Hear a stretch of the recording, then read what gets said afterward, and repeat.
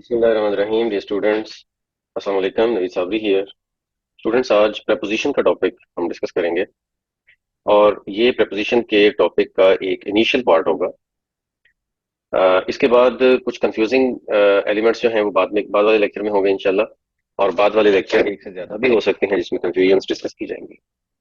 अच्छा, अब प्रपोजिशन की जो बेस है उसमें जाहिर है कि हम इसको एक फ्रेमवर्क में लाएंगे। बेसिकली तो प्रपोजिशन है क्या, और इसकी काइंड्स क्या हैं, स्ट्रक्चर के मुताबिक, फंक्शन के मुताबिक, और फिर प्रेपोजिशन के जो है ना वो कुछ इंपॉर्टेंट फैक्ट्स क्या हैं उसके बारे में, उसके यूज के हवाले से। तो सबसे पहले तो हम प्रेपोजिशन है क्या इसके बारे में बात करते हैं। Preposition shows the relationship of a noun और प्रोनाउन टू समथिंग एल्स, और वो जो समथिंग एल्स है वो खुद से भी नाउन या प्रोनाउन हो सकता है। ठीक है, या कुछ भी हो सकता है, कोई आइडिया हो सकता है। अच्छा, प्रेपोजिशन हमारा जो पार्ट्स ऑफ स्पीच का टॉपिक होता है, पार्ट्स ऑफ स्पीच का एक बहुत ही इंपॉर्टेंट एलिमेंट है प्रेपोजिशन। और पार्ट्स ऑफ स्पीच वो बेसिक वर्ड्स हैं जो लैंग्वेज में हम सेंटेंसेस बनाने के लिए यूज करते हैं। और सारे वर्ड्स जितने भी लैंग्वेज में हैं उनको डिफरेंट कैटेगरीज में डिवाइड किया गया है उनके फंक्शन की बेस पे। और वो जो डिफरेंट कैटेगरीज हैं उन्हें हम कहते हैं पार्ट्स ऑफ स्पीच। उन्हीं में से एक प्रपोजिशन है।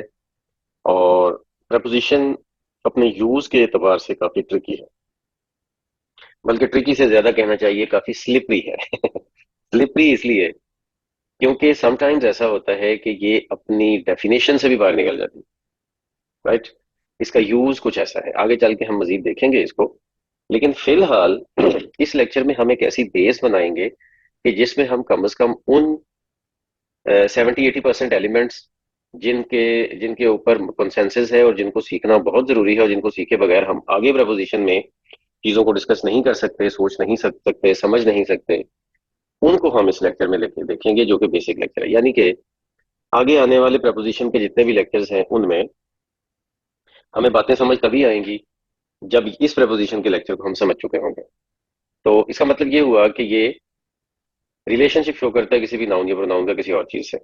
अब इसमें देखिए कुछ एग्जांपल्स मैंने दी हैं, in, on, at, of, under, according to, in front of, because of. कुछ तो सिंगल वर्ड की एग्जांपल हैं, कुछ डबल वर्ड या ट्रिपल वर्ड की भी हैं, यानी कि फ्रेज की एग्जांपल्स हैं, और ये सारे प्रपोजिशन ही है। मतलब इन भी एक प्रपोजिशन काउंट होगा, और अकॉर्डिंग टू वर्ड्स तो दो हैं लेकिन प्रपोजिशन एक काउंट होगा। इन फ्रंट ऑफ थ्री वर्ड्स का ग्रुप मिल के एक प्रपोजिशन काउंट होगा। इस तरह बिकॉज ऑफ भी है, due to, on account of, कई और भी होते हैं, आगे चल के इसकी एग्जांपल आएंगी। इसका बेसिक आइडिया आप ये समझ लें कि we are in the room, we are in the room. तो in we are in the room, in जो है वो वी और रूम के रिलेशनशिप को शो कर रहा है, तो इन है। The book is on the table, on जो है वो बुक और टेबल के रिलेशनशिप को शो कर रहा है। ठीक है। The cat is under the table, अब अंडर जो है वो कैट और टेबल के रिलेशनशिप को शो कर रहा है। इट मीन्स कि प्रपोजिशन किसी भी नाउन या प्रोनाउन का आपस में या किसी और चीज से रिलेशनशिप शो करता है अकॉर्डिंग टू द मीनिंग। अच्छा, अब इसकी kinds of preposition with respect to structure. Structure के एतबार से इसकी कितनी काइंड्स हैं, ये जरा थ्योरेटिकल डिस्कशन है। बहुत ज्यादा यूज के अंदर इसका वो रोल नहीं है, मैं थोड़ा थोड़ा डिस्कस करके इसको आगे चलूंगा, लेकिन मैंने स्लाइड्स पूरी की पूरी एग्जांपल्स के साथ ऐड कर दी हैं ताकि आप इसको रोक के पूरा पढ़ना चाहें तो भी पढ़ लें। स्ट्रक्चर के एतबार से प्रपोजिशन की काइंड ये सिक्स हैं। Simple preposition, double preposition, compound preposition, participle preposition, phrase preposition, disguise preposition, ये सिक्स है। अच्छा, अब इसमें सिंपल प्रपोजिशन। सिंपल प्रपोजिशन ये है जो सिंगल वर्ड प्रपोजिशन जिन्हें हम कहते हैं, ये सारी एग्जांपल्स आप देख सकते हैं। अच्छा, और डबल प्रपोजिशन क्या होती हैं? डबल प्रपोजिशन होती हैं when a single preposition is not sufficient to express the sense, तो हम फिर डबल यूज करते हैं। जैसा कि into, onto, from among, from under, over against, from off, from within, इस तरह करके। अब फ्रॉम विद इन में तो तीन हो गई हैं इकट्ठी। ठीक है, विद इन पहले सिंगल बना और फिर बाद में आ गया, और इन टू में भी इन और टू दोनों इकट्ठी होके इन टू बना है, तो हम इसे डबल प्रपोजिशन काउंट करते हैं, इसीलिए ऑन टू भी है। कंपाउंड प्रपोजिशन वो होती है कि formed from some noun, adjective और adverb compounded with preposition B यानी कि बाय, और ए यानी कि ऑन। मीनिंग देने वाला, मतलब बी अगर इस तरह से कंपाउंड आएगा तो बाय का मीनिंग देगा, और अगर ए आएगा कंपाउंड होके तो वो ऑन का मीनिंग देगा। जरा इसकी एग्जांपल्स देख लें।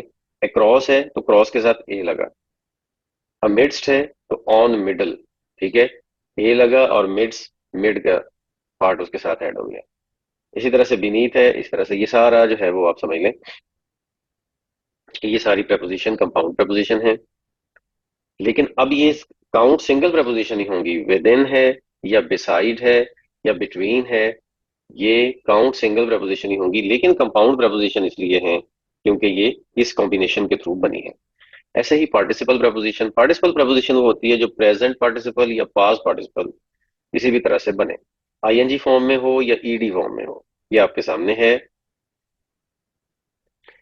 Pending, pending, during, notwithstanding, except. Except का मतलब होता है एक्सेप्टेड, ठीक है। एक्सपेक्ट ये होता है एक्सेप्टेड, ठीक है। Meaning save, all save one, तो सेव असल में सेव्ड होता है। पास्ट भी है तो वो पास्ट, हैविंग पास्ट के मीनिंग में आता है। तो ये इसी तरह से विद द नाउन है एक्सप्रेस्ड है, और विद सम नाउन है अंडरस्टूड। ये जो अंडरस्टूड है समझा जाता है, कंसिडरिंग, गोइंग, मतलब ये जो ऊपर वाली हैं ये तो प्रॉपर प्रपोजिशन के तौर पर काउंट होती हैं, लेकिन ये जो नीचे वाली जो अंडरस्टूड लिखा हुआ है ये असल में क्या है कि ये इस सेंटेंस के अंदर भी बेसिकली बेसिकली ये प्रपोजिशन का मीनिंग लेके नहीं आई इस सेंटेंस में, ये प्रपोजिशन, लेकिन जब इस सेंटेंस के तौर पर देखा गया तो ये प्रपोजिशन का काम करे। For example, considering your age you have done very well. अब यहाँ कंसिडरिंग जो है वो प्रपोजिशन का काम कर रहा है, लेकिन बेसिकली देखा जाए तो कंसिडर जो है वो वर्ब प्लस आईएनजी है। तो ये पार्टिसिपल प्रपोजिशन है। और इसके बाद है फ्रेज प्रपोजिशन। फ्रेज प्रपोजिशन वो हैं जो एक से ज्यादा वर्ड्स की शक्ल में होते हैं। टू और more words habitually thrown together and ending with a simple preposition. Yes, ये by means of, because of, on the position of, ये सारे आप देख सकते हो। ये सारे क्या हैं? ये सारे फ्रेज प्रपोजिशन है। फ्रेज प्रपोजिशन के तौर पर इनको हम ग्रुप करते हैं। और आगे है जी डिस्गाइज प्रपोजिशन। डिस्गाइज प्रपोजिशन वो होती है जो of can be change into O, लिखा ओ जाता है असल में ऑफ होता है। 4 o'clock का मतलब असल में 4 o'clock है। जैक ओ लैंटर्न का मतलब जैक ऑफ लैंटर्न है, ये असल में ओ ऑफ को शो करता है। ये डिस्गाइज प्रपोजिशन है, राइट। अच्छा स्टूडेंट्स, इसमें ना यहाँ पे एक बात समझने की जरूरत है हमें कि ये जो मैंने 6 डिफरेंट टाइप्स आपको बताई हैं, मैंने जल्दी से गो थ्रू करवाया है इसमें, क्योंकि इसमें कोई बहुत डिस्कशन का मार्जिन नहीं है। मार्जिन इन अ सेंस के मार्जिन तो बहुत है, as a linguist, as a grammarian, कोई बात करेगा तो वो तो बहुत लंबी चौड़ी इसके बारे में डिटेल बता देगा, लेकिन हमें इस टॉपिक को प्रैक्टिकल लेवल पे समझना है, एप्लीकेशन के लेवल पे समझना है। हमें इसे बेसिक थ्योरेटिकल लेवल पे नहीं समझना। इसलिए जो मैंने यहाँ से आपको बताना है, जो पीछे अभी हमने kinds of preposition with respect to structure पढ़ी हैं, उनमें से सिर्फ इतनी बात आपको पता होना चाहिए कि प्रपोजिशन डिफरेंट टाइप की हो सकती है। वन वर्ड भी हो सकती हैं, ठीक है, बेसिकली वन वर्ड। फिर उसके बाद कुछ और वर्ड, दो, दो या दो से ज्यादा प्रपोजिशन मिल के एक प्रपोजिशन बन गई हो तो भी, या कुछ और वर्ड्स मिल के एक प्रपोजिशन बन गई हो तो भी, या वैसे ही कुछ वर्ड्स ग्रुप होके फ्रेज की शक्ल में एक प्रपोजिशन के तौर पर यूज होते हैं तो भी, मतलब हर सूरत में हम इसे प्रपोजिशन ही समझेंगे। अब आगे चलते हैं kinds of preposition with respect to function. Function के एतबार से, इसको अप्लाई करने के हवाले से इसके कितनी टाइप्स हैं उस हवाले से मेनली हम देखें तो इसकी 3 टाइप्स हैं मेनली। कुछ और चीजें भी आगे आ जाती हैं, छोटी छोटी होती हैं, वो हम आगे चल के बात करेंगे। लेकिन ये kinds of preposition with respect to function, ये 3 हैं। प्रपोजिशन ऑफ पोजीशन, आप इसको प्रपोजिशन ऑफ प्लेस भी कह सकते हैं, preposition of time, preposition of movement. तो हम सबसे पहले प्रपोजिशन ऑफ पोजीशन की बात करेंगे। तो प्रपोजिशन ऑफ पोजीशन के लिए एग्जांपल जरा आप देख लें कि ये एक बॉक्स है और बॉक्स के पीछे एक रैबिट है, तो ये बिहाइंड है, उसके दूसरी तरफ है। हमारी तरफ से अगर हम देखें तो वो उसके दूसरी तरफ है, छुपा हुआ है। तो वो, और छुपा हुआ नहीं भी हो अगर तो भी बिहाइंड, ये बिहाइंड का मीनिंग आएगा। ये क्या है? इन फ्रंट ऑफ है। ये इन है क्योंकि उसके अंदर है। ये क्या है? ये बाय है क्योंकि उसके साथ है। ये क्या है? टच नहीं कर रहा लेकिन ऊपर है, तो ये ओवर है। ये इन दोनों के दरमियान में है। अच्छा एक मिनट, यहाँ पे मैं अगर बात आपको बताऊं, अगर ये जो रैबिट है, ये अगर टच कर रहा हो बॉक्स की सरफेस को तो यहाँ पे ऑन प्रपोजिशन आएगी, लेकिन अब टच नहीं कर रहा तो ओवर है। ये बिटवीन है, दो दो बॉक्सेस के दरमियान में है। ये उसके नीचे है, मतलब उसकी सरफेस के नीचे छुपा हुआ है एक तरह से। छुपा हुआ का मतलब ये नहीं कि हमें नजर नहीं आ रहा, मतलब ये कि उसके ऊपर वाली सरफेस ने नीचे वाले को कवर किया हुआ है, तो ये अंडर है। ये उसके ऊपर टच कर रहा है तो ऑन है, जो बात मैंने पहले भी आपको मेंशन की। अच्छा, इस तरह से अब हम ये बेसिक चीजें पढ़ के इसके बाद हम आगे चलते हैं प्रेपोजिशन ऑफ टाइम पे। प्रेपोजिशन ऑफ टाइम इन ज्यादातर यूज किया जाता है प्रेपोजिशन ऑफ टाइम के तौर पर जब कोई सेंचुरी, ईयर, मंथ, सीजन वगैरह का जिक्र करना हो, जैसे कि in the 21st century, in this, right. मतलब किसी भी एक सेंचुरी को बहुत, दूसरे लफ्जों में आप ये समझ लें कि कोई टाइम का एक लंबा टाइम अगर हो ना, लंबा टाइम, तो उसके अंदर इन यूज किया जाता है। अच्छा, फिर उसके बाद इन जो है वो किसी वीक या ज्यादा का टाइम हो तो भी ये यूज किया जाता है। In the Eid holidays, in the summer summer term, तब भी इन यूज किया जाता है। अच्छा, फिर उसके बाद पार्ट ऑफ द डे हो, जैसा कि मॉर्निंग इवनिंग वगैरह, तो morning evening afternoon, in the afternoon, ये इन यूज किया जाएगा इस सेंस में। अच्छा, आगे ऑन है, ऑन टाइम के लिए किसी भी वन डे या डेट के लिए ऑन यूज किया जाएगा। फिर उसके बाद सिंगल डे होना चाहिए। उसके बाद ऑन जो है वो सिंगल डे, कोई भी सिंगल डे है। पीछे हमने बताया कि कोई भी एक डे या डेट है, लेकिन कोई भी एक सिंगल डे है। दूसरे लफ्जों में दोनों आइडियाज एक ही हैं। On the sports day, on Christmas day, on that day, इस तरह करके। और फिर ऑन जो है वो तब भी यूज किया जाता है जब debt plus part of the day हो।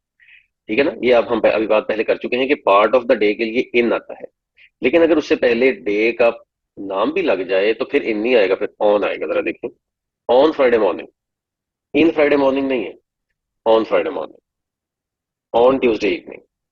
पॉइंट टू बी नोटेड, ये एक कंफ्यूजन वाला पॉइंट है और ये अक्सर कंफ्यूज करता है स्टूडेंट्स को, इसको नोट कर। आगे एट,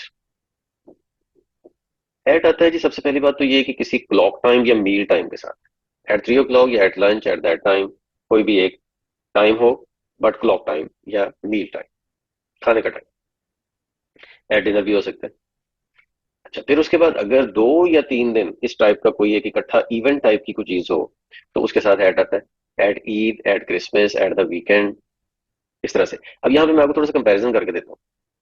देखिए, अगर हम ईद को लेना, तो ईद की छुट्टियां सम टाइम 4-5 हो जाती हैं, तो वो लंबा काम हो जाता है, तो हम उसे कहेंगे इन ईद हॉलीडेज, इन ईद हॉलीडेज। अच्छा, लेकिन अगर ईद का इवेंट हो तो वो सिर्फ 3 दिन का होता है, 2.5-3 दिन का, तो हम कहेंगे एट ईद, एट ईद, जैसे ये कहा जा रहा है। अच्छा, और अगर ईद का दिन देखिए तो वो असल में तो एक ही होता है, तो फिर ऑन आएगा क्योंकि वो एक दिन आ गया। On the Eid day, on the Eid day. ठीक है, ऐसे ही on the Christmas day, at Christmas, in the Christmas holidays, इस तरह करके ये एट, इन और ऑन मैंने एक ही आपको समझ लें एग्जाम्पल के साथ समझा दिए हैं। आई होप कि ये बात अब क्लियर हो गई होगी। अच्छा, उसके बाद है जी प्रेपोजिशन ऑफ टाइम में नाइट का एक स्पेशल वर्ड जो कि मैं बताना चाहूंगा कि नाइट के साथ इन आता है। I woke up in the night, तो इसका मतलब असल में होता है मिडनाइट। अच्छा, लेकिन जब एड नाइट आएगा तो व्हेन इट इज नाइट, मतलब नाइट के साथ जरा गौर करना है कि एड नाइट अगर आएगा तो पूरी रात की बात है। जब रात शुरू हुई, अंधेरा छा गया, रात शुरू हुई और सुबह तक पूरा टाइम नाइट का ही है। लेकिन जब नाइट के साथ इन का वर्ड यूज करेंगे, इन द नाइट, तो इसका मतलब होता है कि वो फिर अब जब रात ज्यादा गहरी होती है, यानी कि मिडल ऑफ नाइट, 12, 1, 2 बजे का टाइम, तब हम इन द नाइट बोलते हैं। अच्छा, लेकिन नाइट के साथ ऑन का वर्ड भी आ जाता है जब पहले डे का वर्ड आ जाए, तो ऑन मंडे नाइट। ठीक है, ये वही वाला कॉन्सेप्ट है जो हम पहले कर चुके हैं अभी, कि अगर कोई नेम, डे का नेम आ जाए और उसका पार्ट आ जाए, तो हम इसको ऑन के साथ लिखते हैं, ऑन मंडे नाइट। तो ये वेरिएशन आपको पता होनी चाहिए। फिर उसके बाद ये अक्सर कंफ्यूजन होती है इन टाइम और ऑन टाइम वाली। ये भी जरा देख लें कि इन टाइम अर्ली इनफ होता है और on time at the right time होता है, ऑन शेड्यूल टाइम। जरा एग्जाम्पल देख लें। we'll have to hurry if we want to be in time for the show। अब इन टाइम का मतलब क्या है? इन टाइम का मतलब है कि हमें शो से थोड़ा सा पहले पहुंचना है। देखिए, शो स्टार्ट होना है, ट्रेन ने लीव करना है, प्लेन ने लीव करना है, कोई मीटिंग स्टार्ट होनी है, ये सब चीजें अपने एग्जैक्ट टाइम पे होती हैं।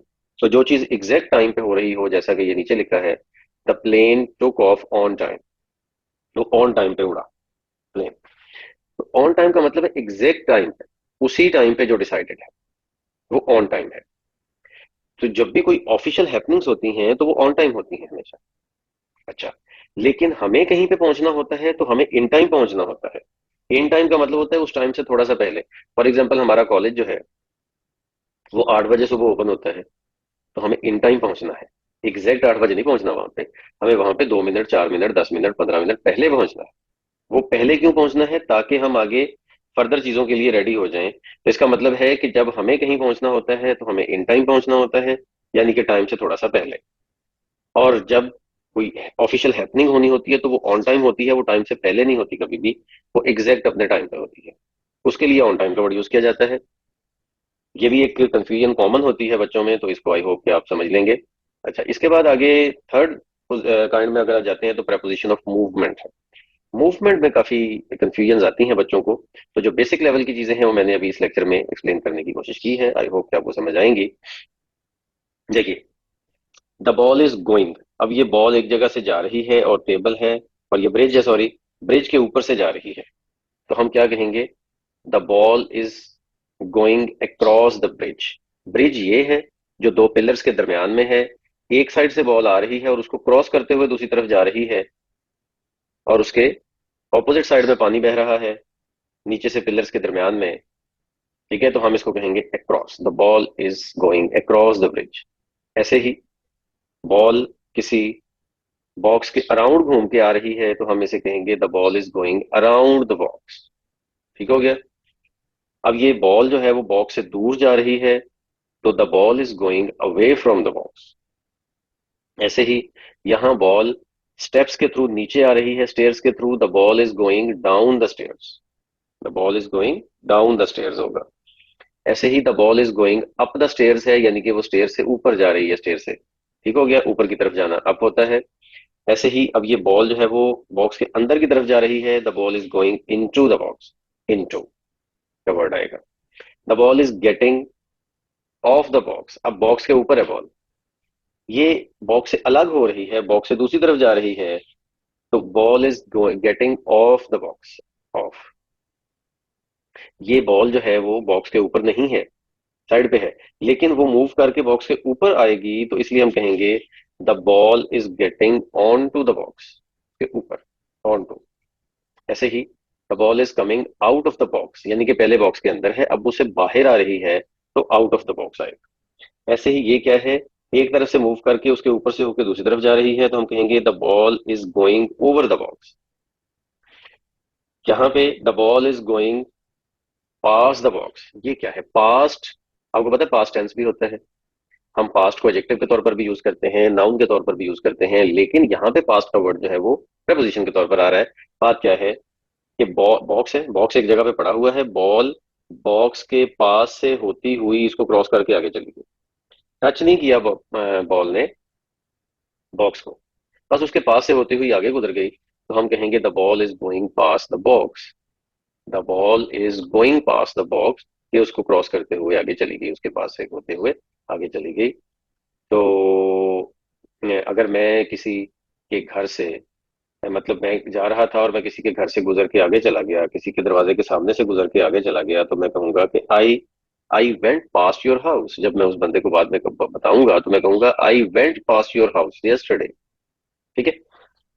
इसी तरह से ये एक कोई सर्कुलर चीज है, सिलेंड्रिकल चीज है, कि जिसकी एक पूरी सरफेस कवर है, उसमें एक साइड से बॉल एंटर हुई और दूसरी साइड से निकल गई, तो हम इसको कहेंगे the ball is going through the box. ठीक है। अगर हम भी कल कल किसी गली से गुजर के आगे निकल गए और उस गली के थ्रू हम गए हैं, तो हम कहेंगे कि I went through the street.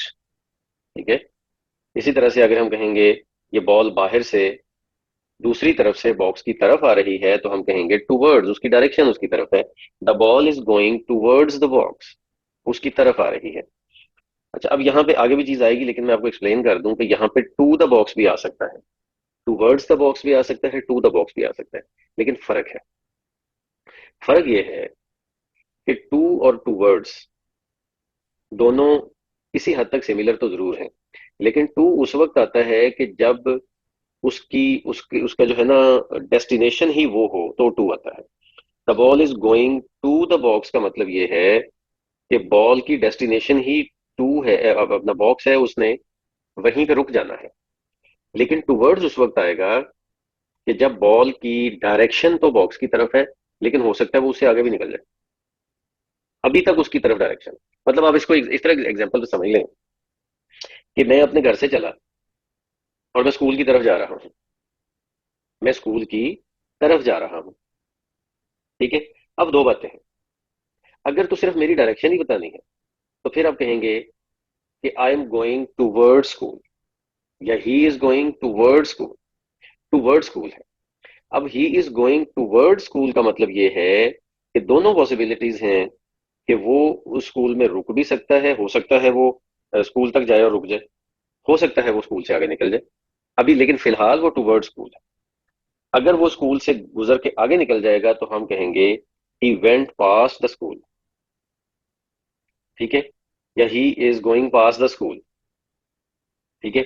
या अगर वो अ, रुक जाएगा तो भी, लेकिन फिलहाल उसकी डायरेक्शन टूवर्ड्स है। अच्छा, लेकिन अगर अभी से हमें पता है कि उसकी डेस्टिनेशन ही स्कूल है, हम सिर्फ डायरेक्शन नहीं बता रहे, डेस्टिनेशन बता रहे हैं, उसकी मंजिल बता रहे हैं, तो फिर हम टू कहेंगे he is going to school.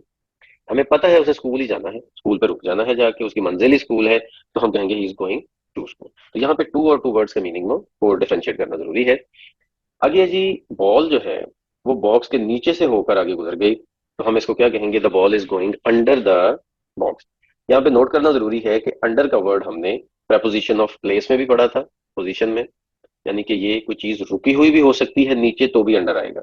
लेकिन अगर मूवमेंट अंडर अंडर में शो हो रही है तो फिर ये preposition ऑफ मूवमेंट भी आ सकता है कि एक तरफ से अंडर होकर दूसरी तरफ से निकल गया, बिल्कुल ऐसे ही जैसे ओवर की हमने एग्जांपल ली।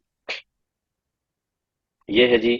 कुछ और एग्जांपल्स के साथ कुछ रिपीटेड एग्जांपल भी इसमें आएंगी, लेकिन एक अच्छी एग्जांपल्स हैं तो इसलिए फिर मैंने ये बता दिया। क्लाउड के ऑपोजिट परिंदा उड़ा है, तो ये फ्लाइंग अराउंड द क्लाउड है। क्लाउड के ऊपर से उड़ा है तो फ्लाइंग ओवर द क्लाउड है। उसके पास से गुजर गया है तो फ्लाइंग पास द क्लाउड है। ये उसके बीच में से गुजरा है तो फ्लाइंग थ्रू द क्लाउड है। ठीक है। ये क्या है? उसके नीचे से गुजरा है तो फ्लाइंग अंडर द क्लाउड है। ये कोई बच्ची नीचे आ रही है सीढ़ियों से तो वॉकिंग डाउन द स्टेयर्स है, ये वॉकिंग अप द स्टेयर्स है। ये फिर जंपिंग ऑफ द ब्रिज है। ये ब्रिज, उसने ब्रिज पे था, ब्रिज से जंप लगाया तो ब्रिज से अलग हो गया ना, तो अलग होने की सेंस में ऑफ आता है, तो जंपिंग ऑफ द ब्रिज। यहाँ पे क्या है? Jumping on to the bridge. Jumping on to the bridge, ये क्या है कि कोई बंदा जो है वो उसमें था, रिवर में था, लेकिन रिवर में कोई बहुत अजीब मखलूक उसको मिली तो उसने जंप लगाया उस बंदे ने, और फौरन से किसके ऊपर आ गया? ब्रिज के ऊपर आ गया। तो वो jumping on to the bridge कर रहा है। फिर उसके बाद ये ब्रिज में एक तरफ से गुजर के दूसरी तरफ पहुंच रहा है तो वो रनिंग अक्रॉस द ब्रिज है। ये किसी केव के अंदर जा रहा है तो राइडिंग इनटू द केव है। ये बाहर आ रहा है तो riding out of the cave है। ठीक है। ये रनिंग टूवर्ड्स है, ये जो बंदा एरो लेके किसी की तरफ जा रहा है तो रनिंग टूवर्ड्स है। ये रनिंग अवे फ्रॉम है। ठीक है, कि वो उससे दूर भाग रहा है। क्लाइंबिंग ओवर द माइन है, ऊपर ऊपर जा रहा है, उस माइन के, उस केव के ऊपर की तरफ जा रहा है तो क्लाइंबिंग ओवर द माइन है। Walking out of the mine है। वॉकिंग इनटू द माइन है, अंदर जा रहा है। स्लाइडिंग डाउन द माइन है, नीचे गिर रहा है स्लाइड करते हुए। और ये गेटिंग ऑफ द प्लेन है, वो देखिए ना, प्लेन से उतर रहा है, ये गेटिंग ऑफ द प्लेन है। वो प्लेन पे चढ़ रहा है तो गेटिंग ऑन द प्लेन है।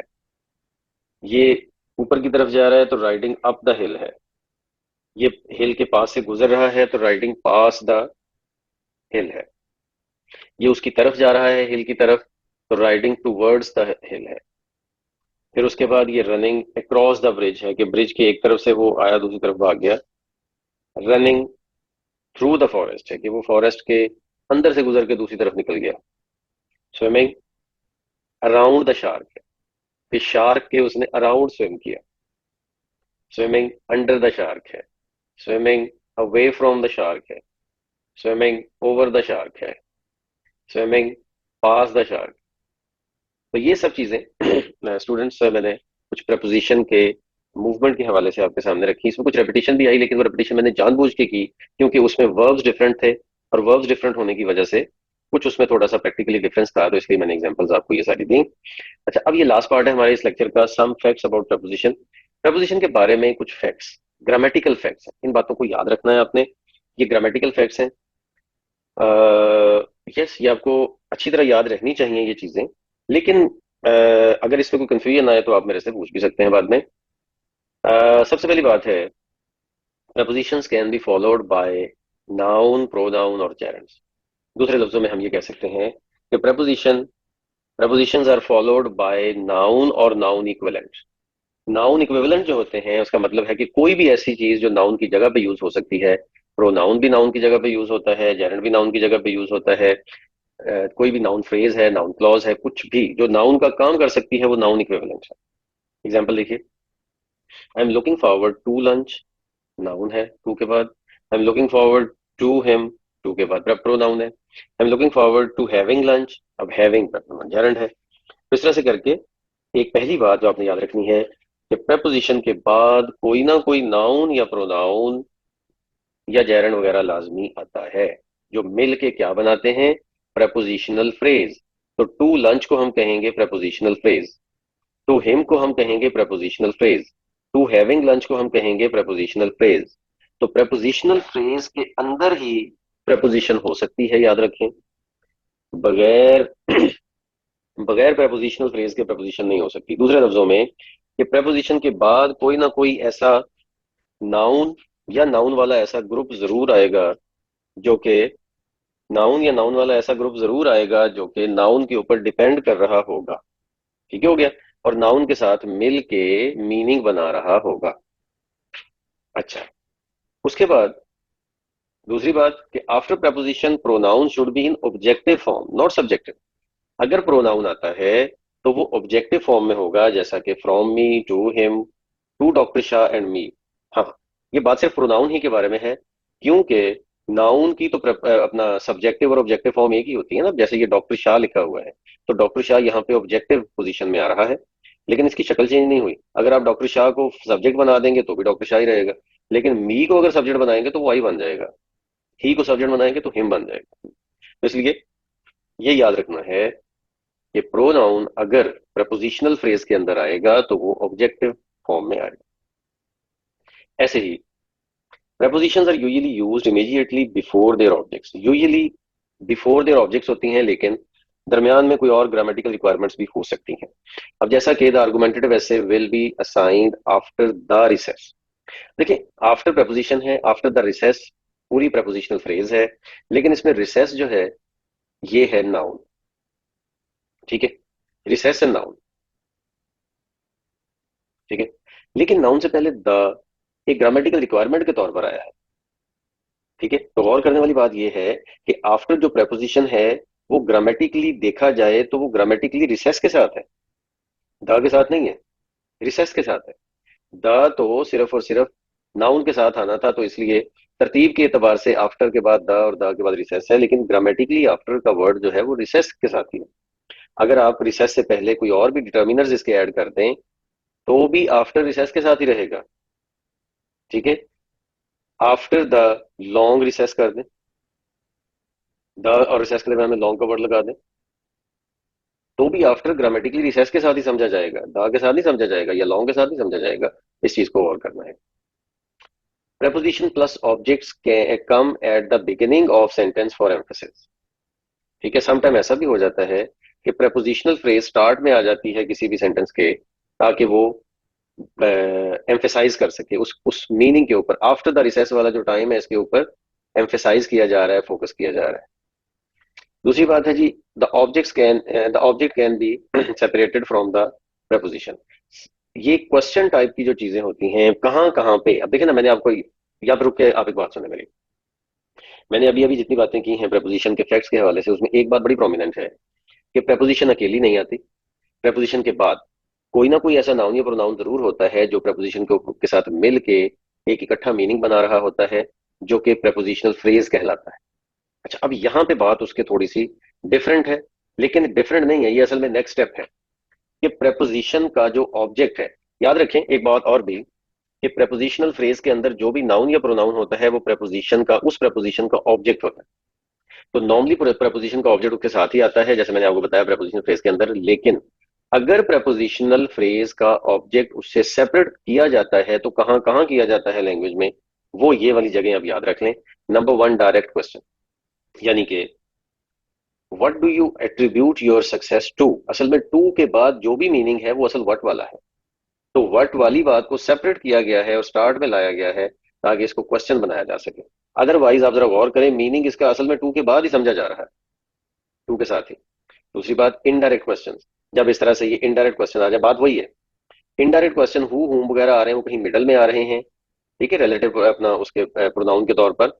The students wondered whom the tutor was referring to, यहाँ पे ये रिलेटिव प्रोनाउन के तौर पर हु या होम आ रहा है, लेकिन मीनिंग इसका टू के बाद ही समझा जा रहा है। सिर्फ सेपरेट इसलिए हो गया क्योंकि उसने यहाँ पे इन दोनों क्लॉजेस को ज्वाइन करने का काम करना था। इस तरह रिलेटिव क्लॉजेस हैं, ये मैंने ऊपर एग्जांपल दी, इसमें ऊपर वाली भी रिलेटिव ही क्लॉज की भी एग्जांपल बनती है। कंजंक्शन भी इसको समझा जा सकता है, लेकिन असल में ये रिलेटिव प्रोनाउन ही है। और रिलेटिव क्लॉज होती है जो पूरी क्लॉज हो, रिलेटिव प्रोनाउन जैसे ये दैट है, ये आगे हु या होम है, ये वाला, ठीक है। तो ये जो दैट है या ये हु हुम वगैरह है, ये रिलेटिव प्रोनाउन कहलाते हैं। और इसके बाद जो पूरी क्लॉज इसके ऊपर डिपेंड करती है, ये सारी ये रिलेटिव क्लॉज है। ठीक हो गया। मतलब ये सेकंड और थर्ड वाला ना आइडिया ग्रामेटिकली एक है, लेकिन क्योंकि इनडायरेक्ट क्वेश्चन और डायरेक्ट क्वेश्चन की एक अलग से भी वो एक सेंस बनती थी, तो इसलिए मैंने इसको अलग से कर दिया। रिलेटिव क्लॉज वो है जिसको जिसको हम कहते हैं, देखें, that the tutor refer to, ये रिलेटिव क्लॉज। और ऊपर whom the tutor was referring to, ये भी रिलेटिव क्लॉज है। ठीक है। तो रिलेटिव प्रोनाउन जो होते हैं वो असल में समटाइम्स कई दफा प्रेपोजिशन के ऑब्जेक्ट होते हैं जो उससे सेपरेट करके किसी और जगह लगाए जाते हैं ताकि उसका मीनिंग प्रॉपरली दिया जा सके। तो ये रिलेटिव क्लॉज के अंदर इसका यूज है। आगे जी, passive construction. Sometime passive voice में भी ऐसे हो जाता है कि the the new trust was repeatedly referred to, referred to. असल में यहाँ टू में किसका मीनिंग आ रहा है, न्यू ट्रस्ट का। द न्यू ट्रस्ट वाज का मीनिंग आ रहा है। तो मतलब ये जो सेपरेट किया गया है इससे, ये किसी ग्रामेटिकल रिक्वायरमेंट की वजह से किया गया, क्योंकि पैसिव वॉइस बनाना था, अदरवाइज मीनिंग उसका उधर ही है। दूसरे लफ्जों में वो जो पहली बात मैंने आपको बताई थी कि प्रपोजिशन के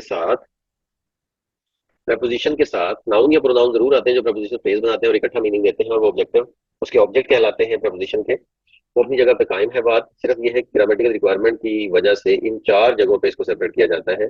लेकिन इन सब चीजों को, ये जो अभी अभी मैंने चार एग्जांपल दी हैं ये वाली, इन फोर चीजों को अगर फॉर्मल स्ट्रक्चर्स में देखा जाए तो ये इकट्ठे ही आते हैं। जरा ये देखिए, उन चारों चीजों को इधर आप ले आए हमेशा, ठीक है। फॉर्मल स्ट्रक्चर्स में, फॉर्मल स्ट्रक्चर्स का मतलब क्या है, जो ज्यादा फॉर्मल डॉक्यूमेंट होते हैं, फॉर्मल स्ट्रक्चर्स होते हैं, उनमें ये इस तरह से लिखे जाते हैं, ठीक है।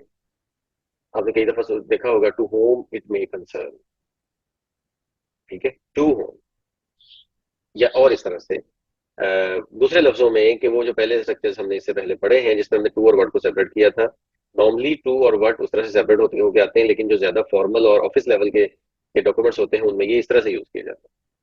तो स्टूडेंट्स, इस तरह से हमने प्रपोजिशन के टॉपिक को एक बेसिक लेवल पे अच्छे तरीके से डिस्कस कर लिया है, और आई होप कि ये आपको आगे आने वाली चीजों को समझने में मदद देगा। आज के लिए इतना ही, मिलते हैं नेक्स्ट लेक्चर में। अल्लाह हाफिज।